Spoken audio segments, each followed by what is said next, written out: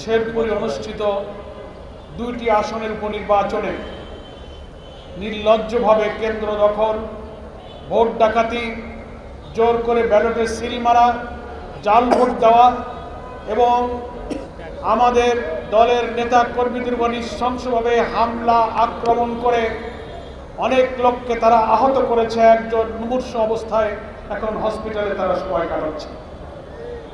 আমরা গতকালকেই press briefing করে নির্বাচন চলাকালে দুপুর 12টা পর্যন্ত সমস্ত অনিয়মের প্রতিবাদ জানিয়েছি। প্রধান নির্বাচন কমিশনের দপ্তরে লিখিতভাবে অভিযোগ জানিয়েছি। আমাদের প্রিয় নেতা, জাতীয় সংসদের বিরোধী দলীয় নেতা আমিনুল জামাত জাতীয় সংসদে তার প্রতিবাদ করেছেন, অধিবেশন শেষে সাংবাদিকদেরকে বলেছেন। কিন্তু দুঃখজনক হলেও সেই সব ভোট ডাকাত, কেন্দ্র দখলকারী, হামলা করে যাদেরকে মৃত্যুর দিকে ঠেলে দেওয়া হচ্ছে তাদের কোনো একজনকে এখনো গ্রেফতার করা হয়নি।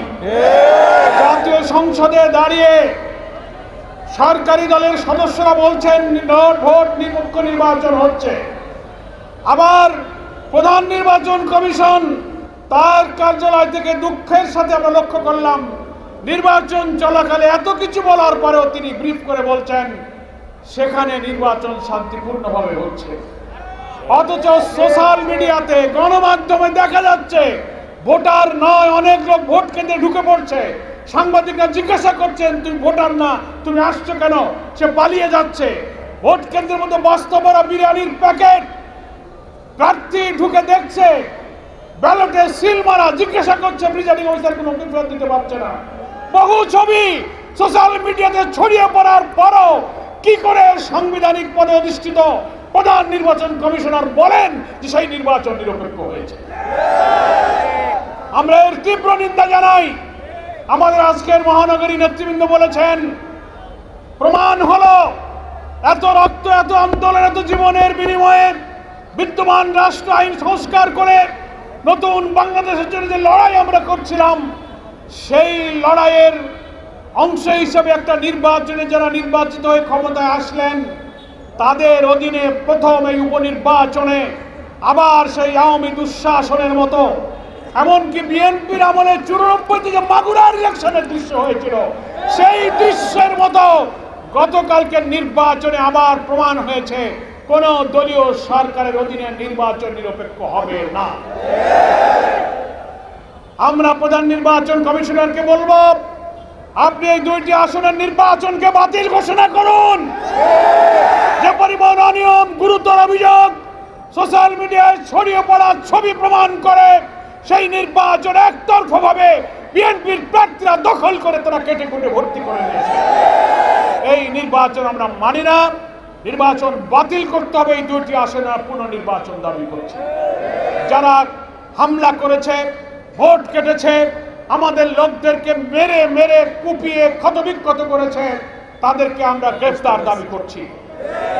সংগ্রামী দেশবাসী ভাইরা, আরেকটি কথা বলে আমরা শেষ করতে চাই। আমাদের আজকের সভার সভাপতি, কেন্দ্রীয় নির্বাহী পরিষদের সদস্য, মহানগরী উত্তরের আমির জননেতা সেলিম উদ্দিনের বক্তব্যের পরেই আমরা মিছিলে যাব। আমাদের আজকের মিটিংয়ের কথা হলো একটা, বাংলাদেশে ক্রমশ জনগণের ইচ্ছা এবং রায়ের বিরুদ্ধে আকাঙ্ক্ষাকে ধূলিসাৎ করার জন্য একের পর এক বিএনপি সরকার যে পথে আগাচ্ছেন এই পথ হচ্ছে আপনাদের জন্য সর্বনাশা, অপরিণামদর্শী পথে আপনারা হাঁটতেছেন। আপনাদের এখনো সময় আছে, আপনারা ফিরে আসুন। আপনারা জাতীয় সংসদের যে সমস্ত মন্ত্রীরা বই পুস্তক, সংবিধান আর বই পুস্তক কুচিয়ে বলছেন আমরা জুলাই সনদ সব অক্ষরে অক্ষরে মানব, আবার গণভোট বাতিল করার জন্য সংসদ অর্ডিন্যান্সকে আপনারা সেখানে পাস করতেছেন। আপনারা সংবিধান সংস্কার আদেশ রাষ্ট্রপতির মানেন না, সংবিধান সংস্কার পরিষদ মানেন না, গণভোট এবং তার ফলাফল মানেন না।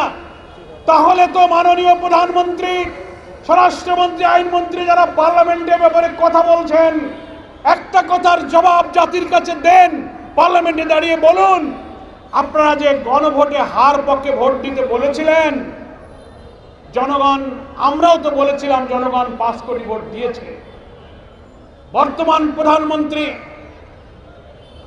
নির্বাচনের আগে শহীদ আবু সাইদের কবর জিয়ারতে গিয়ে যে বলেছিলেন যে হ্যাঁ আপনারা গণভোটে হার পক্ষে ভোট দেন, আমরা বিশ্বাস করি প্রধানমন্ত্রী নিজেই যেহেতু হার পক্ষে ভোট দিতে বলেছিলেন, তাহলে প্রধানমন্ত্রী নিজেও হার পক্ষে ভোট দিয়েছেন। হার পক্ষে ভোট দেওয়ার অর্থ হলো 84টি ঐক্যমতের জুলাই সনদের পক্ষে আপনি ভোট দিয়েছেন, সমস্ত সাংবিধানিক সংস্কারের পক্ষে আপনি ভোট দিয়েছেন। স্বরাষ্ট্রমন্ত্রী যদি আপনি হার পক্ষে ভোট দিয়ে থাকেন তাহলে আপনি জুলাই সনদের পক্ষে ভোট দিয়েছেন। গণভোটের ব্যালটে কোনো নোট অফ ডিসেন্ট ছিল না, সমস্ত সংস্কারের বিষয়গুলো গণভোটে ছিল। 5 কোটি মানুষ ভোট দিয়ে আপনাদের নোট অফ ডিসেন্টকে বাতিল করে খারিজ করে দিয়েছে। আপনারা পেয়েছেন 50-51 বার ভোট, আর গণভোটে জুলাই সনদের পক্ষে দিয়েছে 70 বার ভোট। একটা বৈঠকে একটা ভোটে যারা বেশি ভোট পায় তারাই বিজয়ী হয়, যারা কম পায় তারাই পরাজিত হয়। 50-এর কাছে 70 বিজয়ী হয়েছে।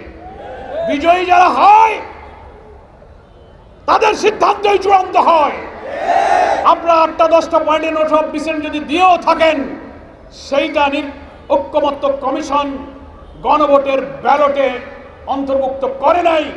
জনগণ ভোট দিয়েছে যে নোট অফ ডিসেন্ট ছাড়াই 84টি ঐক্যমত, 47টি সাংবিধানিক সংস্কারের প্রত্যেকটি জিনিসের পক্ষে 5 কোটি মানুষ ভোট দিয়ে হাকে জয়যুক্ত করেছে।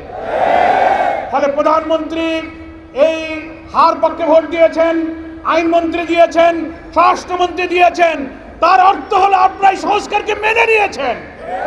তাহলে আপনার দেওয়া ভোটের বিরুদ্ধে আপনি কি এখন ভূমিকা নিলেন? আপনি বললেন আমি মানি, এখন আবার বলেন ওই অর্ডিন্যান্স বাতিল, ওই গণভোট বাতিলের জন্য আপনি আবার সেখানে বিশেষ কমিটিতে পাঠিয়ে সেটা বাতিল করতেছেন সে অধ্যাদেশ। আপনারা ঐক্যমত্য কমিশনে 9 মাস ধরে এই জুলাই সনদ তৈরি করা, আইনি ভিত্তি দেওয়ার জন্য একটি গণভোটের প্রয়োজন, রাষ্ট্রপতির আদেশের প্রয়োজন, সংবিধান সংস্কারের প্রয়োজন, এই সব আলোচনায় কিন্তু আপনারা ছিলেন। তখন তো একটা আপত্তি করেননি, না বলেননি। রাষ্ট্রপতির সংবিধান সংস্কারের আদেশটা জারি হয়েছে 25 সালের নভেম্বর মাসের 13 তারিখে। নভেম্বর গেল, ডিসেম্বর গেল, জানুয়ারি গেল, ফেব্রুয়ারির 12 তারিখে ভোট হলো। এই 3-4 মাসে তো আপনারা বলেননি যে রাষ্ট্রপতির আইন অবৈধ, আমরা মানি না। আপনি তো বলেননি গণ সংস্কার পরিষদ মানি না। আপনি তো বলেননি জুলাই সনদের এই সব আমরা মানি না। 4 মাস চুপ করেছিলেন কেন? ভোট হয়ে গেল, ইঞ্জিনিয়ারিং হলো, সরকার গঠন করে চেয়ারে বসে এখন ফ্যাসিবাদী কর্তৃত্বশীলদের মতো ক্ষমতাকে কাজে লাগিয়ে জনগণের আকাঙ্ক্ষাকে আপনি বাতিল করতে চাচ্ছেন। তাহলে আমরা কি বলতে পারি না, জনগণ বলতে পারে না যে প্রধানমন্ত্রী, যে আইনমন্ত্রী, যে স্বরাষ্ট্রমন্ত্রী হাতে ভোট দিয়ে সংস্কারের পক্ষে দিল, এখন আবার সেই গণভোট বাতিলের জন্য আপনি আইন জারি করতেছেন? তাহলে আপনি কি বিচারিতা করছেন না? এটার কি জবাব দেবেন? আমরা বিশ্বাস করি আপনি যদি হাতে ভোট দিয়ে থাকেন তার অর্থ দাঁড়ালো আপনার নিজের পক্ষে আপনি নিজে অবস্থান গ্রহণ করেছেন। তা যদি না হয় তাহলে আপনাকে বলতে হবে যে না, আমি গণভোটে হাতে ভোট দেইনি, নাতেই ভোট দিয়েছি। পার্লামেন্টে দাঁড়িয়ে সাহস থাকলে বলুন, এই সংস্কার না মানার অর্থ হলো গণভোটে নাতে ভোট দেওয়া। আপনি সেই নাতে ভোট দিয়েছেন, জাতির কাছে সেইটা বলুন, তাহলে বুঝবো যে না আপনি ইমানদারির কাজ করেছেন, কোনো প্রতারণা করেননি। আর যদি হাতে ভোট দিয়ে এখন আবার গণভোট বাতিল করতে চান তাহলে বুঝতে হবে এটার নামই হচ্ছে প্রতারণা, এটার নামই হচ্ছে দ্বিচারিতা। ফলে রাজনীতির এই সংকট সংসদে যেটা সমাধান হওয়ার কথা ছিল, এখনো সময় আছে, পার্লামেন্ট চলমান। গুরুত্বের কারণে আজকে শুক্রবারের দিনও পার্লামেন্ট চলছে। আমরা অনুরোধ জানাবো সংবিধান সংস্কার পরিষদের সদস্য হিসেবে আপনারা এই চলমান সংসদে শপথ গ্রহণ করুন। প্রধানমন্ত্রী রাষ্ট্রপতিকে অনুরোধ করুন তিনি সংবিধান সংস্কার পরিষদ অধিবেশন আহ্বান করুক। সেখানে গণভোটের রায় অনুযায়ী পুরা জুলাই সনদের সংস্কার প্রস্তাব উত্থাপিত হোক, আইন হিসেবে অনুমোদিত হোক। আমাদের সংবিধানের তফসিলে আইন হিসেবে অন্তর্ভুক্ত হোক, তাহলে এই সংকটের নিরসন হবে। সংবিধান সংস্কার পরিষদের দায়িত্ব শেষ হবে, বাকি এমপিরা পার্লামেন্টের মেম্বার হিসেবে বাকি দায়িত্ব 5 বছর পালন করবে। সেই সুযোগ এখনো আছে। সংসদের পার্লামেন্টের রাজনীতির সব সংকট, সব বিতর্ক আমরা চাই জাতীয় সংসদে আলোচনা করে সমাধান হোক। আমরা এই সংকটকে রাজপথে নিতে চাইনি, কিন্তু আপনি যখন আইন করে গণভোট বাতিল করেন, গুমেন আইন বাতিল করেন, মানবাধিকার বাতিল করেন, রাষ্ট্রপতির আদেশ মানেন না, আমাদের আর কোনো উপায় নেই। জনগণ আমাদেরকে ভোট দিয়ে 5 কোটি ভোট দিয়ে জুলাই সনদের যে রায় দিয়েছে, সেই জনগণের কাছে যাওয়া ছাড়া আমাদের কোনো পথ নাই।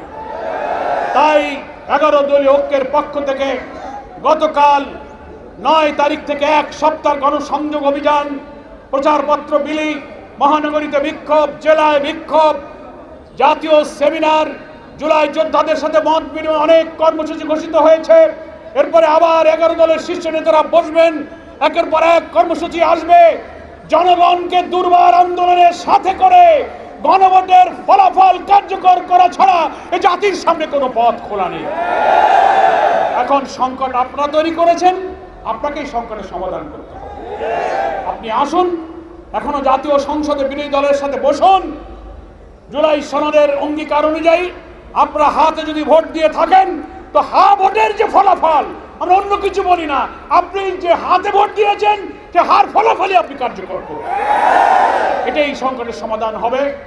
আর বগুড়া শেরপুরের কেন্দ্র দখল, মারামারি, হামলা, জাল ভোট, এর সাথে যুক্তদেরকে আপনি আইনের আওতায় আনুন।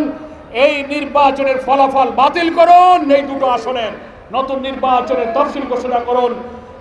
আমি আজকের এই বিক্ষোভ পূর্ব সমাবেশে যারা সামিল হয়েছেন, বাংলাদেশ জামাত ইসলামীর পক্ষ থেকে